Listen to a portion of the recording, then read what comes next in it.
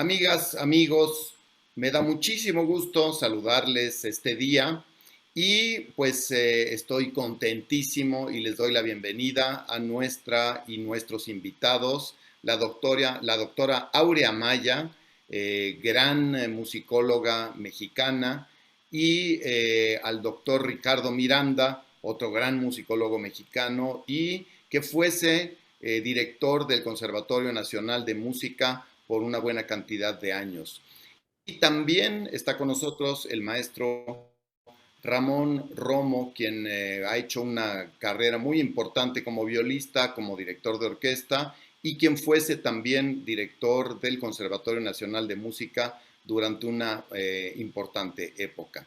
Bienvenida, bienvenidos. Y tenemos un programa de la Sinfónica del Instituto Politécnico Nacional muy interesante, y que solamente tiene dos obras, porque las dos obras son bastante largas: el concierto para violín de Beethoven, tocado magistralmente por Bosiewicz, y la Sinfonía número 9 de Antonín Dvorak, subtitulada Desde el Nuevo Mundo. Pues empecemos por dar la palabra a Aurea Maya para comentarios sobre las dos obras, la que quieras, Aurea. Pues comencemos con Beethoven. Hola a todos, un gusto estar aquí. Realmente pienso en el 2020 como el año del 250 aniversario de Beethoven. La contingencia sanitaria no nos permitió escuchar en vivo muchas de estas cosas, pero al preparar estas notas me dije, bueno, ¿por qué nos gusta Beethoven? ¿No? Realmente sería una primera pregunta. ¿Por qué nos gusta Beethoven? Puede ser por el manejo de su armonía, las modulaciones, pues la introducción de del romanticismo, las grandes formas musicales, su manejo de la orquestación, que es excelente, pero también podemos decir simple y llanamente porque nos emociona su música. Y yo creo que eso es uno de los momentos importantes para los que están por escuchar estas obras. En el caso de esta obra de Beethoven, bueno, hay que recordar que estuvo inscrito dentro de una época de muchos cambios. La revolución industrial, segunda mitad del siglo XVIII, es una época en la que la educación está cambiando también. Aquí tenemos a dos directores del conservatorio y de alguna manera es cuando se van a afianzar los conservatorios en Europa, las academias de arte van a surgir dentro de la pintura, la escultura, la arquitectura, y Beethoven va a ser esa figura de transición entre el clasicismo musical y el romanticismo. Es una época socialmente también de muchos cambios, inician muchas independencias de precisamente los países americanos, van a sentarse las bases. En el caso del mundo español, las reformas borbónicas van a tener un momento muy importante en esta configuración de la nueva manera de ver el mundo. Y ahí está inscrito Beethoven, y esta obra, el concierto para violín en re mayor, que es una de sus obras compuestas en la época intermedia del propio compositor. Hasta aquí diría estas primeras palabras. Ramón Romo, comentarios con respecto a este concierto para violín de Beethoven, por favor. Pues lo primero que quiero hacer es agradecer que se hayan acordado de este servidor de ustedes y estoy muy contento. Y para ser muy breve, me gustaría hablar de que efectivamente contextualizar a Beethoven llevaría mucho tiempo. Y son muchos aspectos los que se tienen que ver. Recordamos desde su negativa de llamar Napoleón, su sinfonía Napoleón en la tercera, en la que después le puso heroica.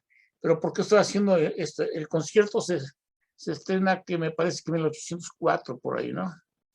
Entonces estamos en una, como dijo muy bien la doctora, el mundo académico está cambiando, se requiere una profesionalización, y hay violinistas de muy alto nivel como Kreutzer, que es el que estudiamos todos los que estudiamos cuerda, lo tenemos que llevar, que por eso hay la sonata Kreutzer. Pero además, el Conservatorio de París se funda 9 años antes del estreno.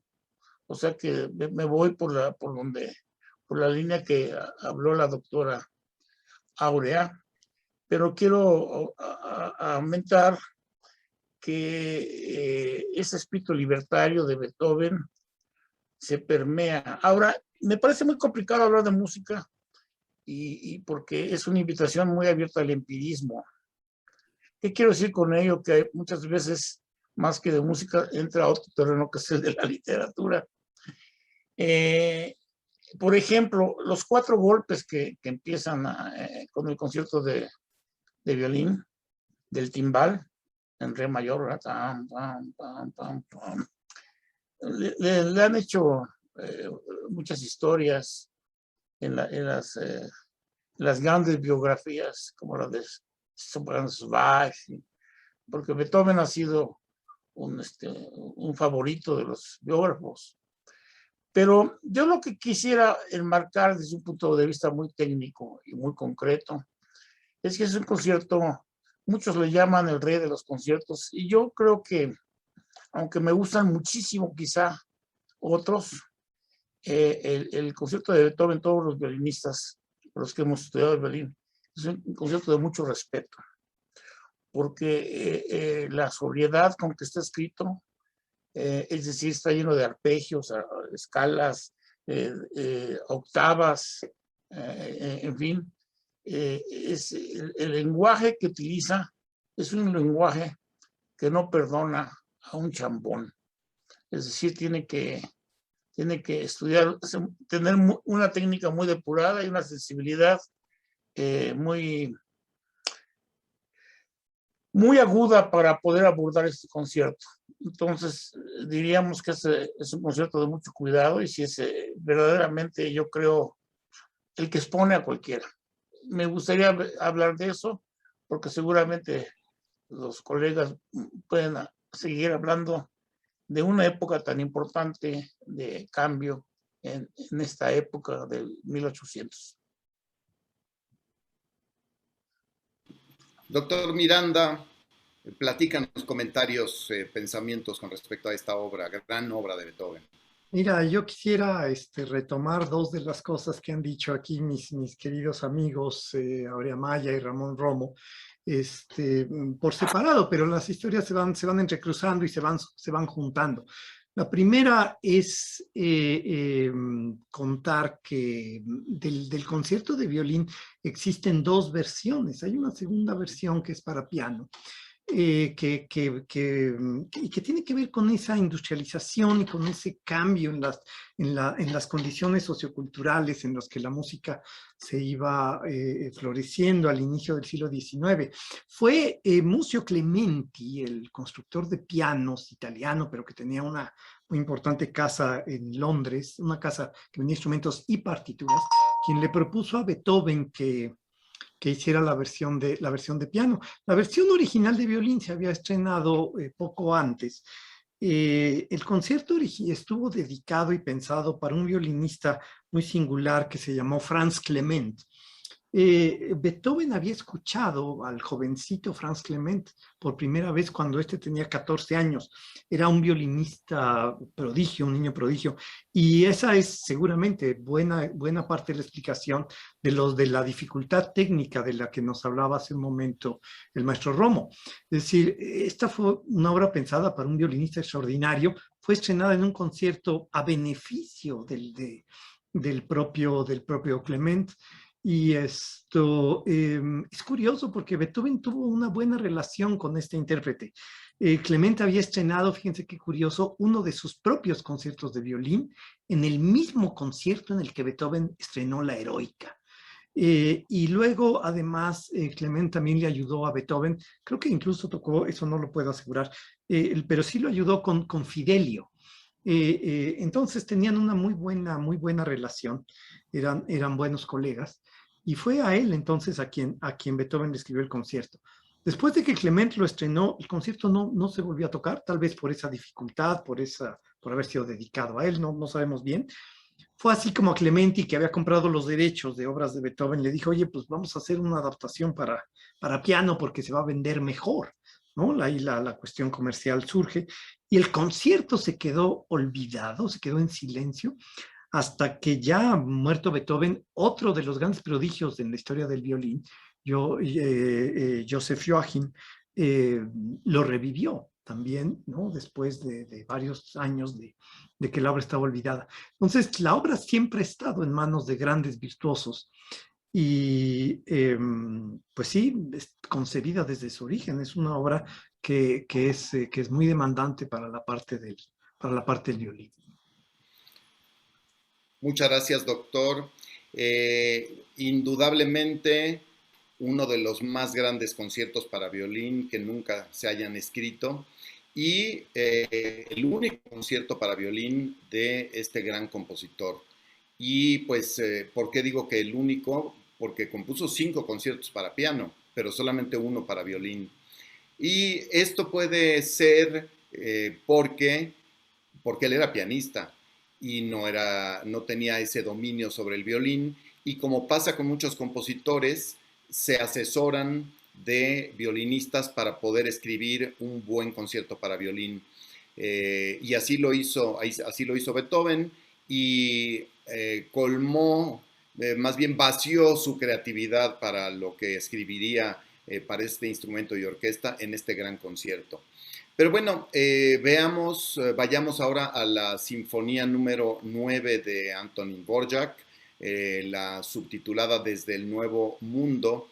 Y me gustaría hacer la plática de esta sinfonía, pues en otro orden. Maestro Romo, coméntanos sobre esta gran obra también. Empiezo por una cosa personal, que fue la primera obra que toqué con una orquesta profesional en Jalapa. En Jalapa tenía yo 16, 17 años. Y entonces es una obra que realmente quiero mucho, y Dvorak después me interesó mucho. La séptima, la octava, que son extensores, la que empieza con el pam, pam, pam. En fin, Dvorak es un compositor francamente que representa mucho toda esta escuela de Bohemia, de Praga. Y en esta sinfonía que estrena en el Carnegie Hall, hay una situación bastante significativa. Aunque se llama Desde el Nuevo Mundo, se ha hablado de que él quiso adoptar como símbolos nacionales musicales ciertas melodías que a él le parecieron que eran del pueblo negro, lo cual es bien complejo. ¿Por qué? Porque, por ejemplo, Carlos Chávez un día se le ocurrió que iba a hacer una sinfonía india, y entonces recopiló los cantos seris, ¿no? Y yaquis, y los integra. La invención, y recalco la palabra, la invención de las naciones ha estado llena de mitología. Pero hay mitologías que en este caso son hasta peligrosas, porque si a mí me preguntaran como músico cuál es lo más nacional que yo podría encontrar de Estados Unidos, pues no serían los africanos que trajeron, sino los irlandeses que llegaron y fundaron una gran parte de la nación huyendo del hambre que estaba en Europa. Pero él toma estos cantos africanos a sabiendas de que todavía existen conflictos. Hay que acordarse que hasta 1960, esto se estrena en el Carnegie Hall mucho antes, pero hasta 1960 todavía tenían que escoltar a los negros a las escuelas, como en Arkansas, ¿no? En Little Rock. Y en Milwaukee, donde yo estudié, me decía un compañero, dice, aquí tenemos el primer lugar de haber sido de los últimos que admitieron en todo el transporte público a los afroamericanos. Entonces, él pues yo no creo que haya sido ingenuamente, sino que él tiene una visión política metida, en esta obra. Ahora, hablando técnicamente, pues yo sé que hicimos unos comentarios off of record y tiene más características de un gran poema y de todo un despliegue de recursos sinfónicos. Yo creo que Dvořák es un compositor que se le debe de valorar mucho por sus temáticas, pero además por su gran orquestación. Es un gran orquestador para la época. Compite al mismo tiempo con otros músicos de su tiempo, pero yo creo que él es único y es victorioso. No sé si hay alguna pregunta o cualquier cosa y nos podemos seguir complementando entre todos. Muy interesantes tus comentarios, Ramón. Y escuchamos al doctor Ricardo Miranda, que siempre tiene conceptos muy especiales, muy personales y a veces explosivos y revolucionarios sobre ciertas cosas. Doctor Miranda. No, gracias, Enrique. Dices eso por lo que comentábamos. Pero a ver, justamente ya Ramón Romo está apuntando un primer asunto que yo estimo muy importante. Una cuestión en la que estoy totalmente de acuerdo, pero la literatura, los musicólogos lo están. Es decir, la sinfonía, la llamada Sinfonía del Nuevo Mundo, más se comporta y más es un poema sinfónico.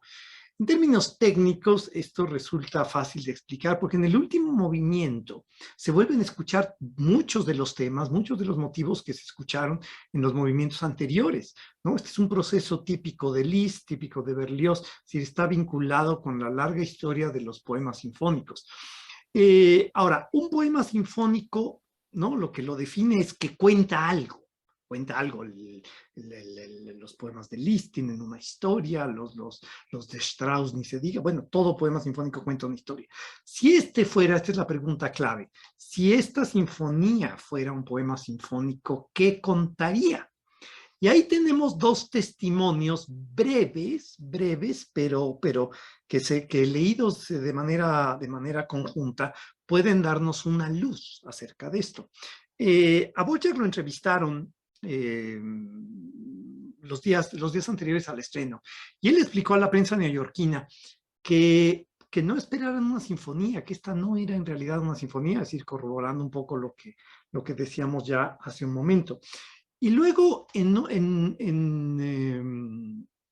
una carta que escribe a uno de sus mecenas, también en Estados Unidos, cuyo apellido ahorita no recuerdo, él le dice algo que es todavía más revelador.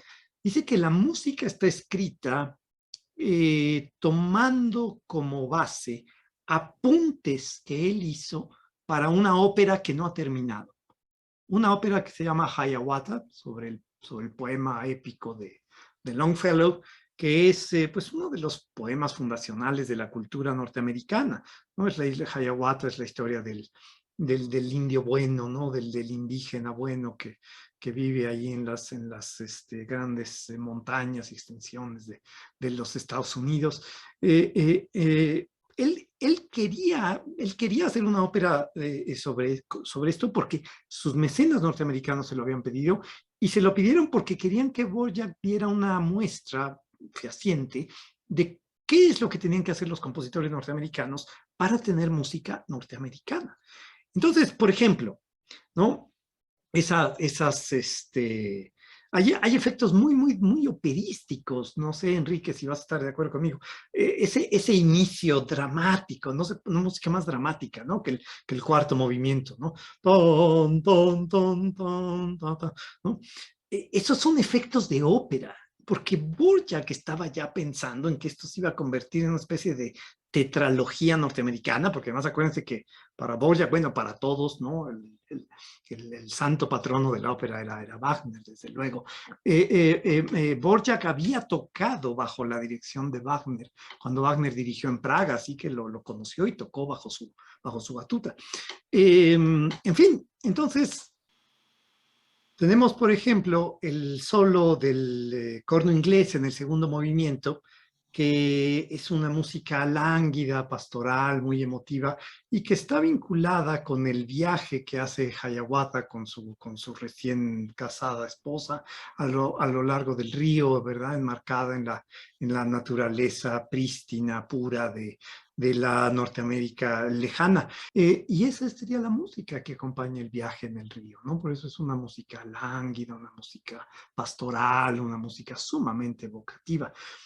Entonces, pues, digo, no sabemos más, porque estos son los pocos datos que dejó ahí anotados Dvorak en alguna carta o en sus entrevistas, pero que ya dan una idea de que muy probablemente esta música estuvo pensada por Dvorak originalmente para algo que nunca sucedió, pero que estaba planeado así, que se convirtiera en una ópera. Es así, hay que recordar que Dvorak, siendo una figura muy importante en Europa, fue invitado por la esposa de un millonario norteamericano a dirigir el Conservatorio de Nueva York. Y valga mencionarlo, le interesó mucho a Dvorak por la gran cantidad de dinero que le ofrecían como sueldo. Era 4 o 5 veces más de lo que él ganaba en Praga. Y años antes de que hiciera el viaje para radicar en Nueva York, ya le había mandado esta misma mujer la historia de Hiawatha. Curiosamente está traducida al checo y con la idea de que se hiciera una ópera, de que él compusiera una ópera con esta temática, ópera que nunca sucedió. Ahora, hay que recordar que Dvorak es un compositor un poco como Brahms, bastante tardío, en el sentido de que está escribiendo en un estilo romántico muy clásico, mientras ya está Richard Strauss componiendo y también los poemas sinfónicos están ya naciendo. Está ya Schoenberg tiene 20 años cuando se toca esta sinfonía, cuando se estrena, y está a punto de inventar el dodecafonismo y están a punto de iniciar todas las corrientes del siglo XX, y él está componiendo todavía en un estilo muy tradicional, pero lo hace tan bien que seguimos tocando su música. En fin, doctora Maya, su turno, por favor. Pues un poco quiero apuntar un poco lo que dijo el doctor Miranda. Bueno, sí, tiene la forma de poemas sinfónicos, pero nuestros, quienes nos están viendo en este momento van a decir, entonces, ¿por qué se llama sinfonía? También hay que decir que la estructura, la forma musical, que son las partes en las que se divide una obra, en este caso son 4 movimientos. Y era típico que el primer movimiento de cualquier sinfonía tuviera forma sonata, y eso lo hace Dvorak.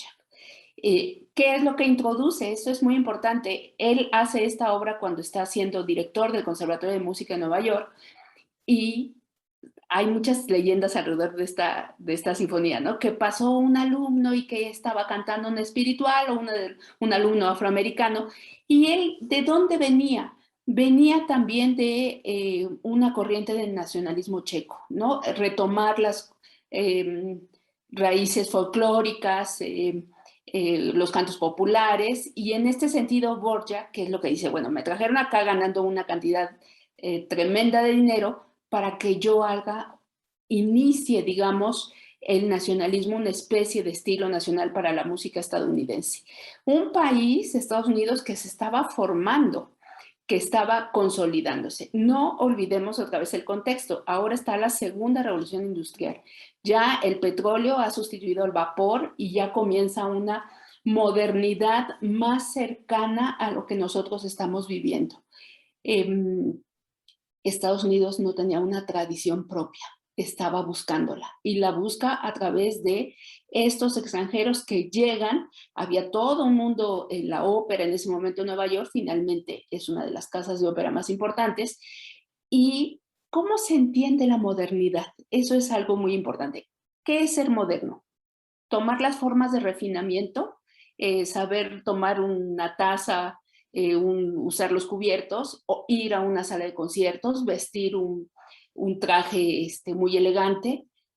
¿Qué es la modernidad en este momento? Se está formando, es ser ilustrado, ser culto, saber de todo, saber del pasado. ¿Cómo vemos el pasado? Sigue siendo exótico todos estos cantos espirituales que va a retomar Dvorak para varios de sus temas, o qué es la modernidad en este momento. Es una pregunta que los historiadores, los musicólogos seguimos reflexionando, sobre todo para ver cómo estos compositores toman las obras.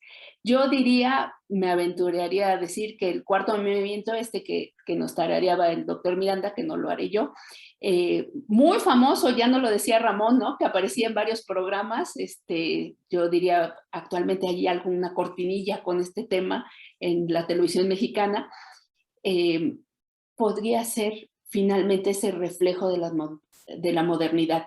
Cómo entremezcla en diferentes modulaciones la orquestación, cómo va creciendo. Para Dvorak eso fue la modernidad. Sí, antes de las grandes vanguardias del siglo XX, pero él prefigurándolas, ya mostrándonos un camino, y por supuesto Wagner ahí presente. Muchas gracias, doctora.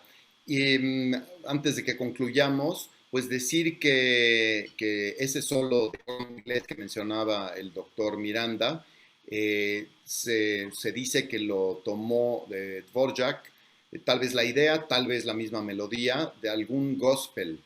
Y sí, él tenía la idea de fundar una escuela americana de composición que se basara en lo que era original en los Estados Unidos, que era tanto pues, la música o los estilos musicales de los pobladores originarios, como la música muy interesante de los afroamericanos. Y pues hay que ver que eso realmente sucedió. Entonces, mientras que Dvorak no estaba inventando nada en cuestión armónica, en cuestión de formas, en muchas cosas, sí estaba abriendo un camino nuevo. Y también mencionar que es el primero de una serie de músicos europeos que van a emigrar a los Estados Unidos. Lo hace él, hasta donde recuerdo es el primero en cruzar ese charco, y después será Gustav Mahler, y más tarde será Arnold Schoenberg, Bela Bartók, Igor Stravinsky, en fin, Hindemith también, y también, al igual que los músicos tan sobresalientes lo harían científicos. Los Estados Unidos se fortalecieron mucho académicamente por esta migración que dentro de la música, hasta donde recuerdo, es Dvorak el primero en hacer ese viaje y establecerse en este continente. Pues bien, les agradezco muchísimo, doctora Maya, doctor Miranda, maestro Romo. Es un placer siempre hablar con ustedes, y pues dejamos a nuestro público con la música, esta gran música, invitándoles a que sigan en contacto con nosotros y que utilicen el código QR que aparecerá en sus pantallas durante la transmisión para poder acceder al programa de mano.